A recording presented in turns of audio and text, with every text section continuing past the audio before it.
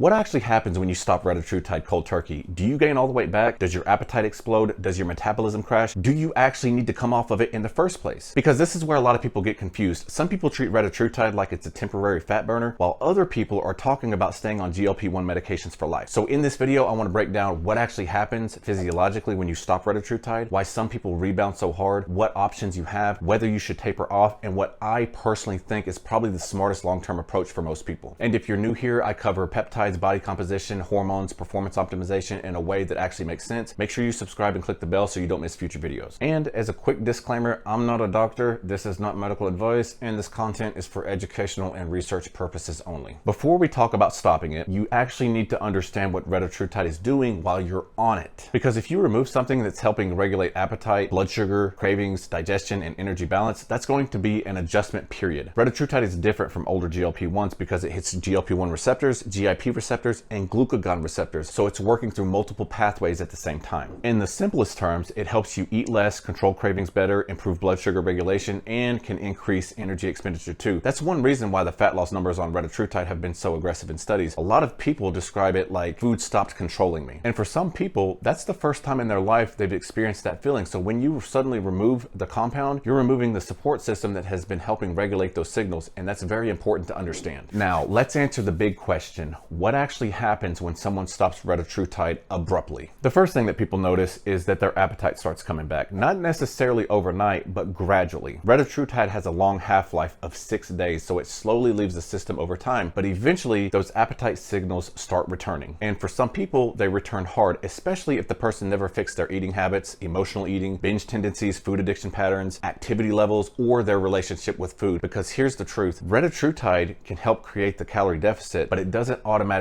build discipline, structure, and awareness. That part still very much matters. Now, physiologically, a few things can happen after stopping. The first thing is hunger increases. Ghrelin, your hunger hormones, may rise, food noise can return, cravings can return, the constant thoughts about food can come back, and for people who were eating 1,800 calories effortlessly, suddenly feel starving. The second thing is gastric emptying can speed back up. While on GLP-1s, food stays in the stomach longer. That's part of why people feel fuller. Once you stop, digestion speeds back up again. You get hungry faster, meals feel less satisfying. The third thing, blood sugar regulation can worsen, especially if somebody who was already insulin resistant, obese, prediabetes, or type 2 diabetes. Retatrutide improves glucose handling while you're on it. Once it's removed, those old metabolic issues can start creeping back in if lifestyle isn't dialed in. And number 4, weight regain can happen. And yes, this is the part that everybody talks about. Some people regain a little weight, some people regain a lot of weight, and some people maintain most of their results. Usually the difference comes down to what they change while they're using the medication, because if someone loses 60 pounds but goes right back to ultra processed foods, constantly snacking, low protein intake, zero activity, or going back to emotional eating, their body is probably heading back to where it started. Not necessarily because Retatrutide broke their metabolism, but because the environment that created obesity never left. This is another huge fear that people have. Did Retatrutide ruin my metabolism? Usually the answer is no, but your metabolism can adapt during large weight loss phases. That happens naturally. When you lose a significant amount of body weight, your body requires fewer calories to maintain itself. A 300-pound body burns more energy than a 200-pound body.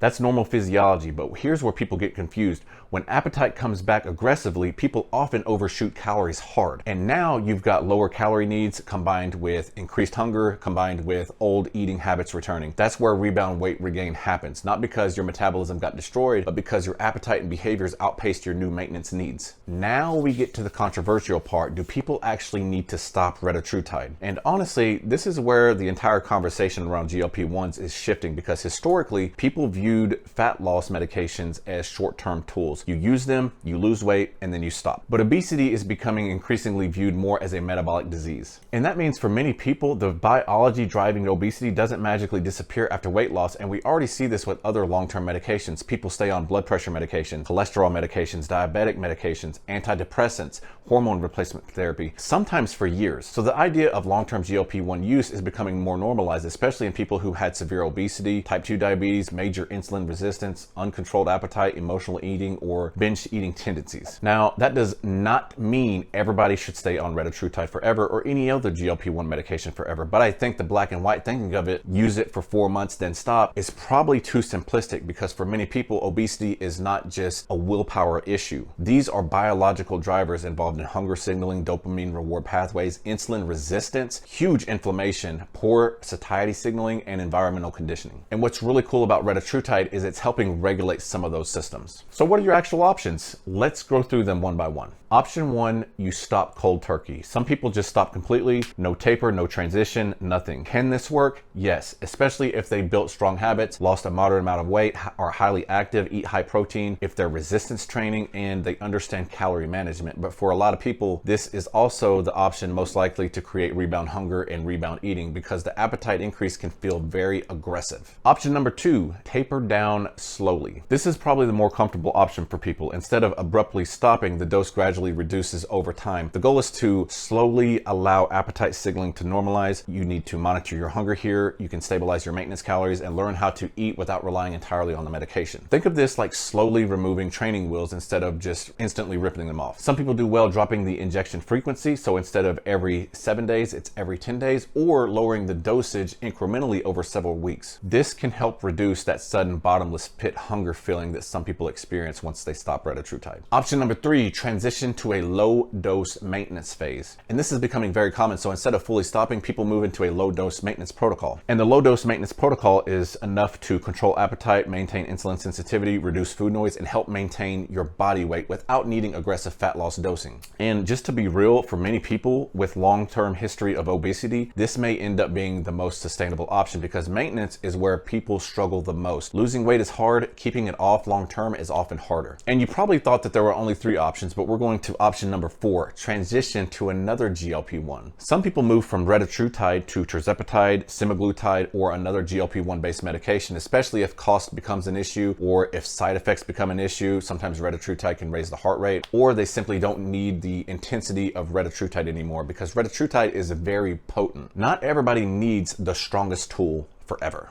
Now let's move on to talk about practical strategy, because this is the part that actually matters. If someone wants to maintain results after Retatrutide, what should they focus on? Priority numero uno is resistance training, and this one is very huge, which is why we listed it first. Lifting weights helps preserve muscle, it helps improve insulin sensitivity, it improves glucose disposal, and it can increase long-term calorie expenditure. Muscle tissue is metabolically expensive. The more lean tissue that you maintain, the better your long-term metabolic health is. Priority number 2, high protein intake. Protein helps with satiety, muscle retention, recovery, and appetite control. A lot of people regain weight because protein intake collapses after the diet phase ends. Then hunger goes through the roof. Priority number 3 is learn maintenance calories, and this one is a big one. A lot of people lose weight but never actually learn how much food their body needs after weight loss. Maintenance calories are different now. Your smaller body requires less energy than your previous heavier one did.